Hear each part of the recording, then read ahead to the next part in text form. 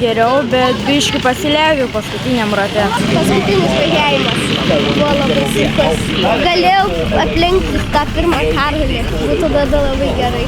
Nesigavo, buvo per daug atsikolės. Pavyko apsiginti savo pirmą poziciją, nes Bernardas man jau bandė įkišinėti, bet man kažkaip pavyko išsilaikyti. The hardest point today was maybe the start and the overtake. When I started from third, I got the start right and then overtook both of them in the start. I was like stressing because I was scared that they were gonna overtake me, but I just cooled down in the last lap. I said, please don't overtake me.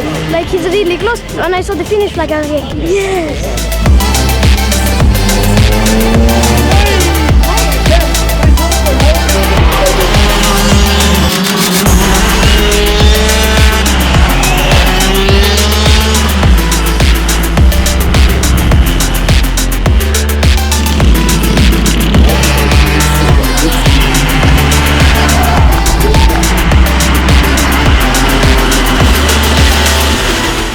Čia turėjau visą dieną, sunku šiaip buvo atlaikyti spaudimą, nes visą važiavimą nepavyko nutolti labai daug, bet laimėjau, tai motyvacija dar padidėjo. Nepanikavau, nesijaudinau, tiesiog ramiai važiavau ir nedariau daug klaidų. Kryptis dar netgi labiau patiko negu kita ir jo, be konkurentų labai iššūkių nebuvo daugiau. Biškį slydau iš trasos, bet nieko, sugrįžau, atsikovojau ir vėl pirmas. Bijojom labai lietaus šiandien, nes nelabai buvom pasiruošę ir pirmą kartą šią trasą važiuoju kitą pusę.